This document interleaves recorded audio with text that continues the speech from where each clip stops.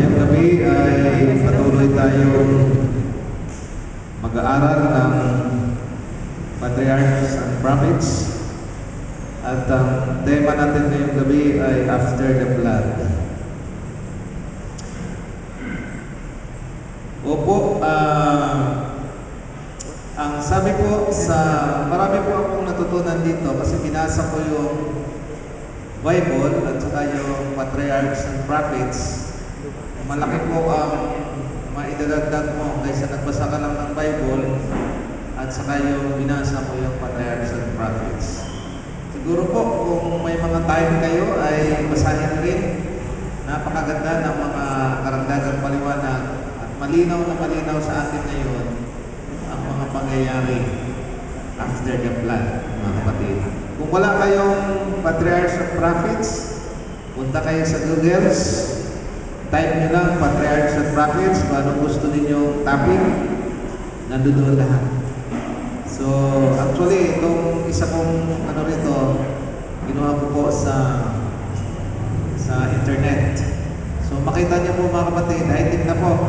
So, pwede nyo i-print. At maganda po ang mga pagpapaliwanag dito at napakaliwanag ng karagdagang paliwanag ng ating propetang si Ellen G. White. Ang sabi po, after the flood, kung inyong nabasa ito, ano na ito ang kwento ni Noe, no? Masyado nang maliliit pa tayo, di ba? Alam na natin, pero napakahalaga mga kapatid ang mga pangyayari. Ang sabi po, ang tubig ay tumaas ng 15 cubic above the mountains, hindi po above the ground. Ako, sipin nyo lang, hindi po above the ground, kundi it's above the mountains. Kami umakyat doon sa Bayon, sa Batangas, sa lugar yun, nakita natin mga bata. Mount Bacolod. Inakyat namin ng kalahating araw bago kami makarating sa taas. Po, gaano kataas yun? Sabi ng last Sabbath, nagtanong si Brother, tawag nito, David, kung yun daw po bang baha, ay buong mundo ang binaha ko doon lang banda sa Israel o banda lang doon sa lugar ng Middle East. Dito po masasagot po yan kung ang Pilipinas ay hindi makasama doon sa binaha.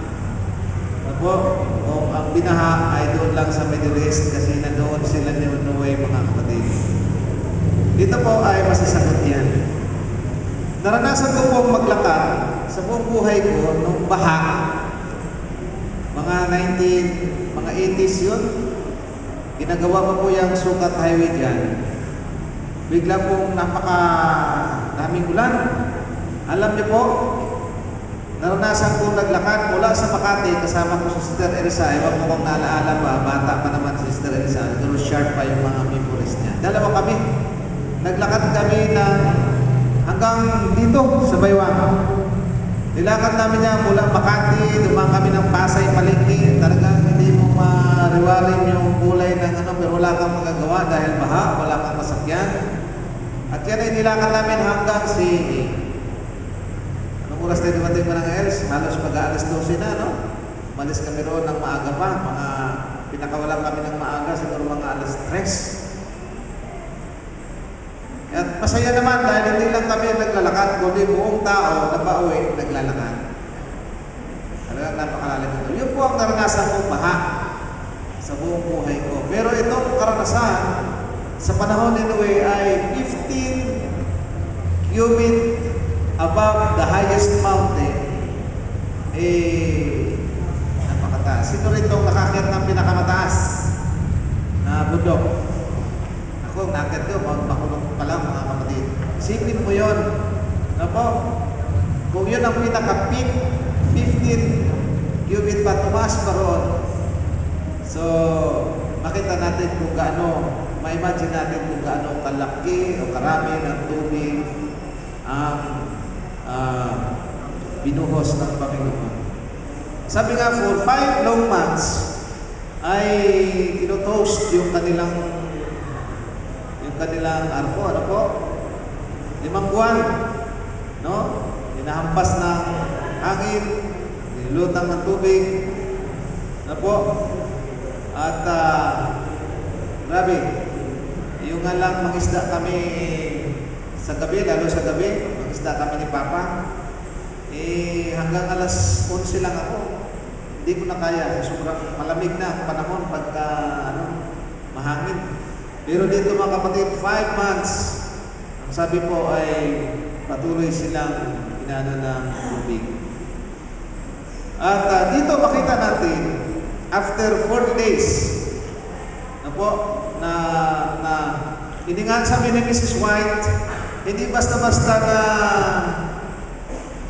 nakapatong sa Mount Ararat yung arko ni Noe, kundi yun ay nilagay ng Panginoon sa dalawang magkadikit na bundok.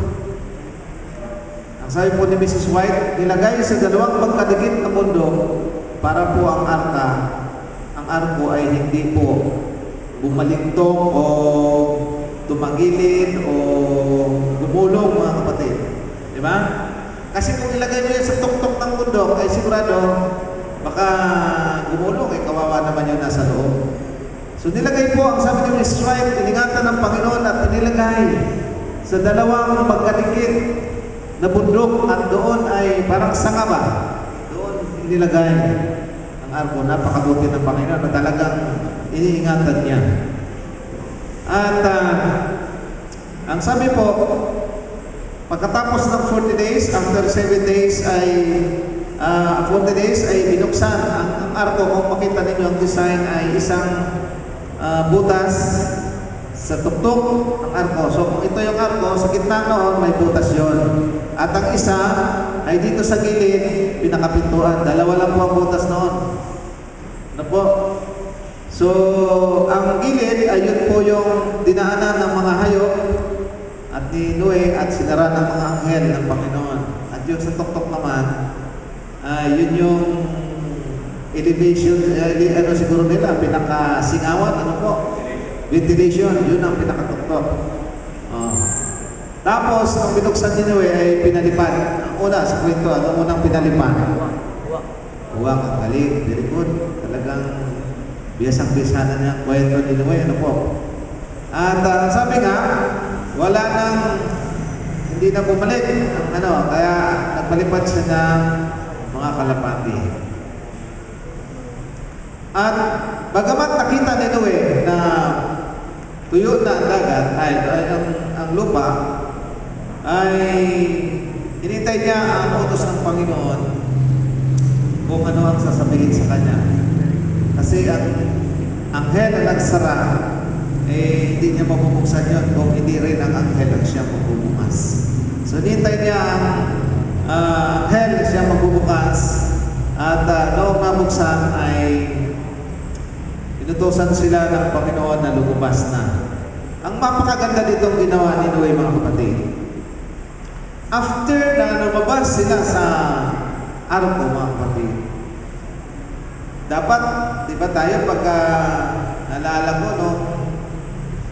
Pumunta kami ng Palawan, paglabas namin sa pagbaba namin sa doon sa bangka na sinakyan namin papunta sa underground river. Abay talagang nandoon yung excitement namin na makapunta agad doon sa makapila agad, makakuha agad. Dali-dali kami nakuha ng mga gadget para kami makapasok agad sa underground river. Dito pa nga, kapatid, ang ginawa ni Noe, noon siya po ay lumabas. Ang una-una po niyang ginawa ay gumawa siya ng arka. Ark of, tawag niyan sa yung covenant, mga kapatid. At siya ay nag-build siya pala ng altar, mga kapatid. At siya ay naghandog ng mga ibon at yung hayop na kasama niya at inihandog niya sa Panginoon.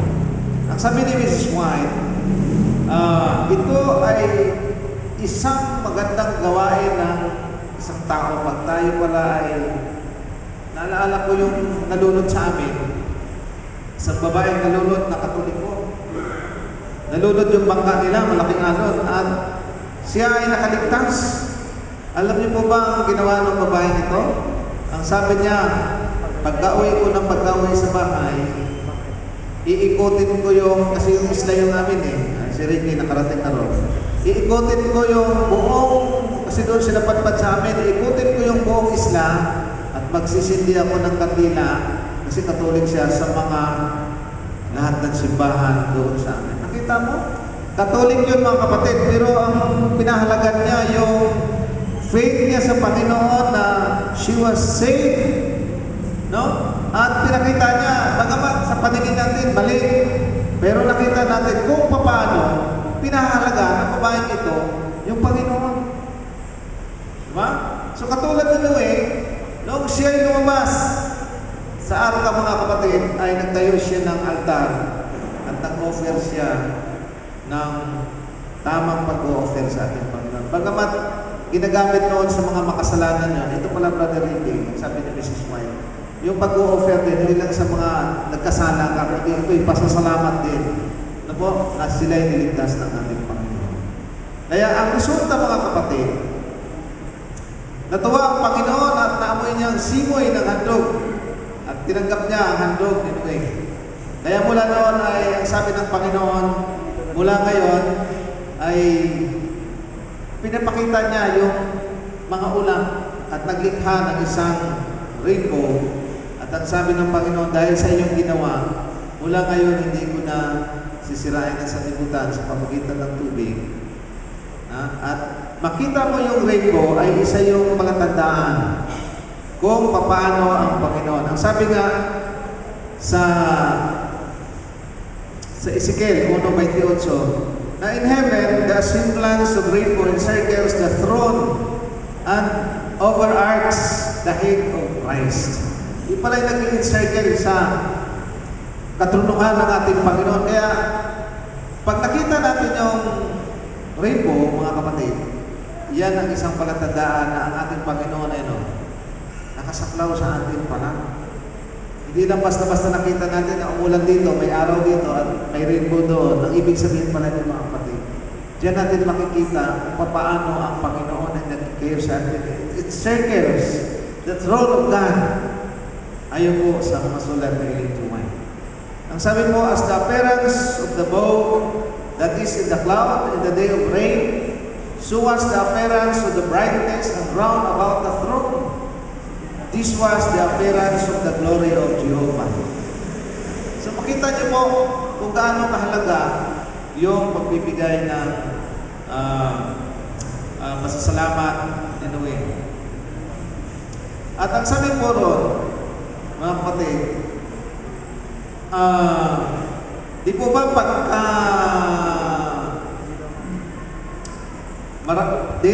tapos na po, natuyo na yung lupa. So anong nangyari mga kapatid?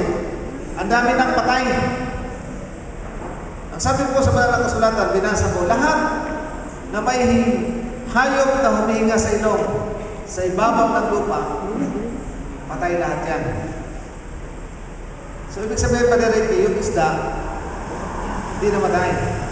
Kasi nasa tubig sila at humihingi sila sa ilalim ng tubig. So ang namatay lang po mga kapatid, malinaw po ang sinabi, lahat ng mga humihinga sa ilong. So yan man ay mga insekto, hayop man yan, manuman yan, lahat yun patay. Kahit ahas patay. Imagine how many months? 5 months kang nakalutang, hindi umra mga kapatid. So napakaraming, after niya nakita ng altar, nagawa ng altar si Noe, nakita niya napakaraming tao, patay, mga hayop. So ano mangyari niyan kung sobra patay? Babaho at magiging ang tawag niyan sa may tawag diyan, kaya nga yung minasakir nilibing na lang ng isang libingan kasi magkaroon yan ng epidemya, di ba? Epidemya, siyempre. Mahirap yun. Pagkakasakit yung mga sila Noe sa lagay na yun. Alam niyo po ang ginawa ng ating Panginoon. Wala dito sa Bible Pero nandun sa Bible na ang ang Panginoon ay nagpaano ng malakas na hangin. Pero ang sabi po ni Mrs. White ay una-muna ay ng hangin ng ating Panginoon para matuyo ang lupa. Diba? Usually, ikaw nagsasampay ka para matuyo. Kaya ako sa third floor, ang aming sinampay, isang oras lang. Tuyo agad pag malakas ang hangin. Kasi malakas ang hangin eh. So, ang ginawa, pinatuyo ng Panginoon. Pagkatapos niyan ay, sabi ni Mrs. White, mayroon talagang sinabi ko, a violent wind. Hindi ko ma-imagine kung anong term itong ginamit ni Mrs. White. Violent wind, ang sabi po nito. Violenting, napakalakas na hangin. Hindi pa natin naranasan yung mga kapatid. Ang sabi po rito, dahil sa lakas ng hangin, lahat ng mga patay ay natabunan. Sa lakas ng hangin, ultimo ang mga mountains ay na dislit, kumbaga nabago ang kurma. Nabago ang kurma. Ang sabi po sa Genesis 2, na yung mga ilog, yung 4 na ilog sa Jordan, mayroong mga ilog doon, ang sabi, binasa namin ni Brandon Gani, na puro mga ginto. Ang dulo noon ay may mga ginto. So, ang nangyari po dito, napaliktad, yung mga lupa ay nag-iparan, parang bagyo. Kung nakita ninyo may mga bahay na nag-iparan, ito mas patindi pa yung ginawa ng Panginoon. Talagang yung mga bundok ay bumaliktad, nag-iparan at lahat ng mga patay. Ultimo mga puno, natabunan. At ang sabi po ni Mrs. White, kaya yung mga gold, lahat ng mga elemento na nasa ibabaw ng lupa. Noong araw nasa ibabaw lang ng lupa yan eh. Yung mga gold na yan, nasa ibabaw lang ng lupa. Sa katunayan, yung mga tao noon, hindi nahirapan sila magawa ng mga revoltong ginto kasi nasa ibabaw lang ng lupa. At yan ang sabi ni Mrs. White, nakadagdag ng kasamaan ng tao na instead na luwalhatian nila ang Diyos sa kasaganaan ng mga ginto ay ginamit nila sa hindi tamang mga pamamaraan. Kaya ang ginawa niyan ay halos nahangkat lahat ng lupa, bumaliktad mga kapatid. Yung mga bundok ay mga patay na tabunan, ang mga kahoy na tabunan, ang lumabas ay pangit na mundo. Lumabas na yung mga bato. Kaya kung mapapansin ninyo, may mga Rocky Mountains na tayo ngayon. Yung dinaanan natin doon sa bundok ng Mount Makulot, mabato. Ako, hindi na maganda ang kalagayan ng mga bundok. Ang isa lang nakita kong na-appreciate ko, napakaganda. Doon pagpunta ko po sa New Zealand, napakaganda ng mga nila. Po? Pero ang sabi po ni Mrs. White, those areas that lesser sin, ay mas lesser po ang pagbabago rin ng lugar. Ibig sabihin, kung may mga lugar na magaganda, nakaunti ang kasalanan naman, mga tao doon. Kaya hindi masyadong na-devastate yung kanilang mga lugar. Kaya kung makita ninyo sa Saudi Arabia, ano nangyari? Napatag, na-dislit, nawala na yung mga siguro patindi ang kasalanan. Yun po ang sabi niya. Puro buhangin na po. Dati-dati ang form yan ay napakagandang mga bundok. At perfect ang sabi ng Panginoon ng kanyang ginawa. It's perfect. Pero makita natin ngayon, hindi na perfecto. Mabato. Kasi binaliktad na po dahil sa malakas na hangin. Ano ang cause noon mga kapatid? Ang sabi po dito sa a violent action of waters filling earth and rocks upon the treasures, and in some cases even forming mountains above them. So kung mapapansin niyo, bakit maraming lagi sa Saudi Arabia? Napakaraming puno yan. Sabi, tapunan yung puno, ano mangyari? Pagka ng puno, nagiging coal. Then, magiging oil na siya. Diba? Kung mapapansin ninyo, yung sabi ni Mrs. White, hindi mali. Kasi natapunan lahat. Kaya marami silang lagi sa panahonan ngayon. Kaya ang sabi po ito. Ang sabi po, the earth presented an appearance of